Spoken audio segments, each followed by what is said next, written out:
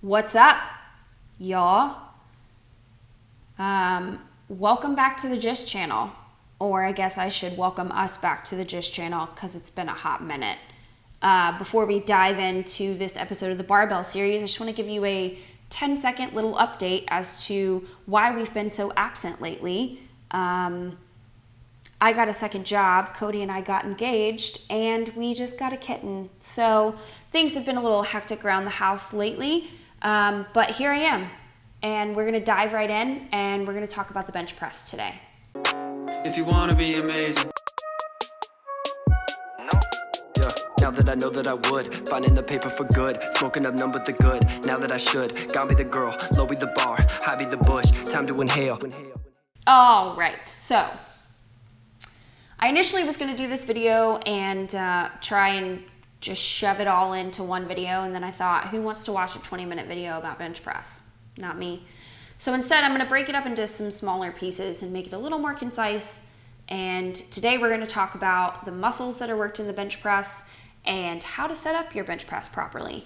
So main muscle groups that are worked in a bench press, you've got your pectoral muscles, your chest. You have like an upper and a lower pectoral group.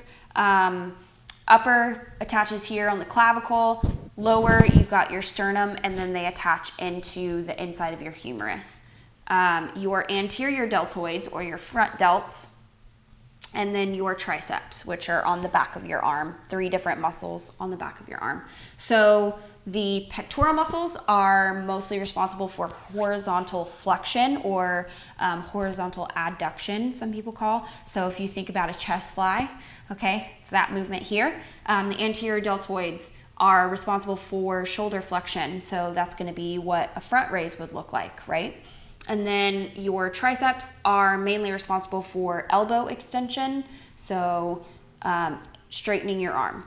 At the end of the day, the barbell bench press is a compound movement, right? So it's going to be a full body movement if you're doing it correctly. Your feet should be planted on the floor. We'll actually talk about a second option if your feet can't be planted on the floor due to ankle or hip mobility. So feet should be planted on the floor, and you're squeezing your glutes, you're bracing your core, you're engaging your upper back and retracting your shoulder blades. All of these things mean that from head to toe, you've got that full body tension that we want to see when we're moving some heavy weight, right? Okay, so let's talk about your setup. First things first, no matter if you're working on something more like that, or if you actually have like a power rack with safety bars, the main thing that you want to make sure of is your hooks, wherever your bar is sitting, is not too high and it's not too low. Okay, if it's too low, then you're actually having to perform a rep just to get it up and set. If it's too high, then you're gonna lose all of your tension in your setup just trying to get the bar over the hooks. Okay, so you wanna find whatever height works for you. Next thing, safety bars. If you're gonna use safety bars, please, please, please, I beg you, please check it with an empty bar before you load up weight and fail with it. I actually have made this mistake more than once, unfortunately. Because I use an arch, I have to find the perfect height for my safety bars so that all I have to do is flatten my back to the bench and the bar should be on the safety bars.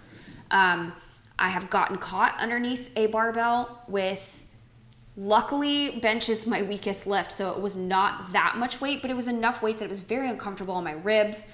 I learned the lesson early enough, at least in my career, to not put collars on my barbell when I'm doing bench press. So I was able to tip the bar back and forth and let the weights fall off in order to get from underneath it, but it was not comfortable on my ribs.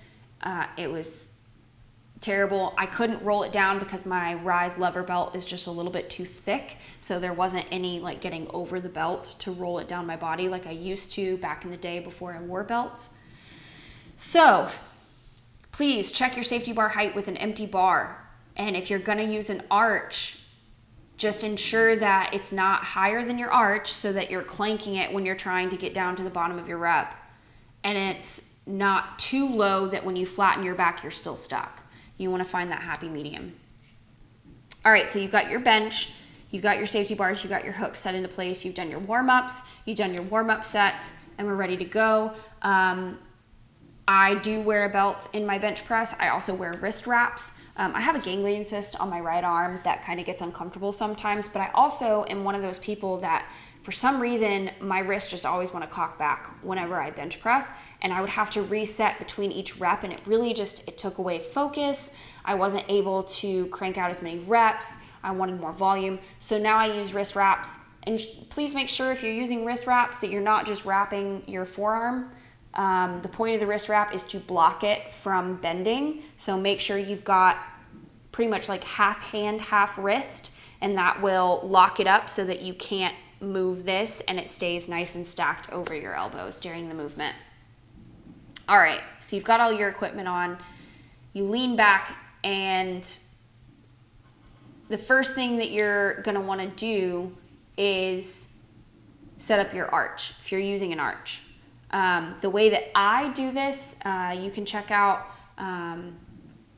Juggernaut has a really, really cool video Chad Wesley Smith and Marissa Enda did on Marissa Enda's bench setup, and I pretty much mimic a lot of those same little cues that she uses. I do a bridge, so my butt is completely off the bench, my feet are actually on the edge of the bench, and I get all of my weight up onto my traps, right? And I get that nice and settled in. I retract my shoulder blades, and then I slowly lower my butt down to the bench, flatten my feet to the floor, and I have a really nice lower back arch. So that's the first part of my setup. The reason I put my feet flat on the floor is because if you're doing any type of like powerlifting programming, or if you're just pushing heavy weight and it's going to be a difficult set,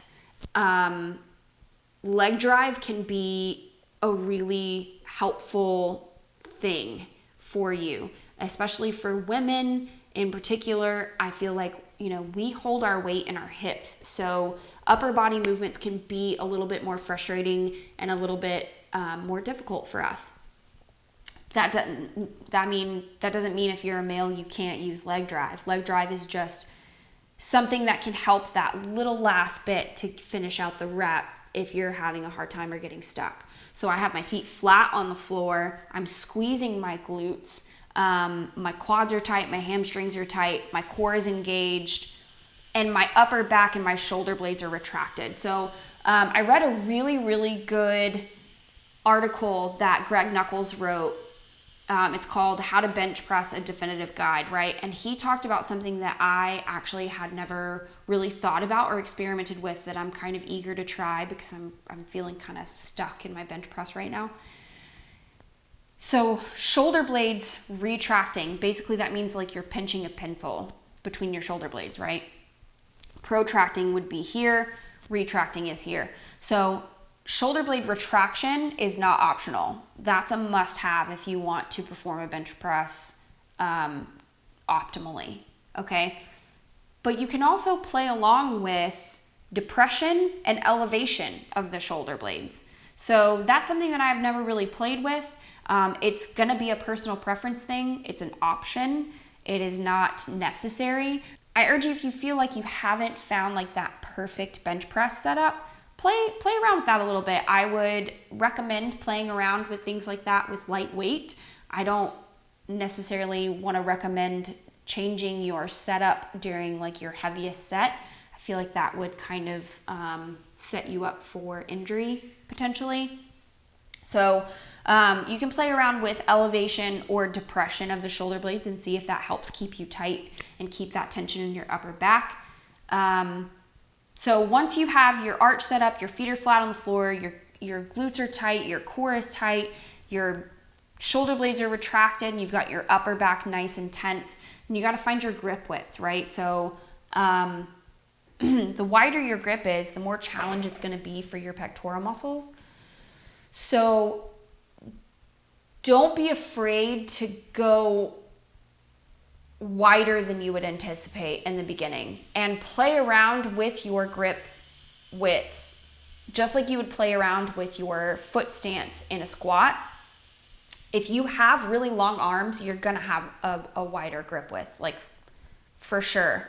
At the bottom of the repetition, you really want to have the wrist over the forearm. So if you're getting to the bottom of your repetition and your hands are like this and your wrist is on the inside of your elbow, then your grip is going to be too narrow. If you're getting to the bottom and you're like this, then it might be a little too wide. Ideally, at the bottom of a repetition in bench, you want to have your wrist stacked directly over the elbow. So play around with that grip width.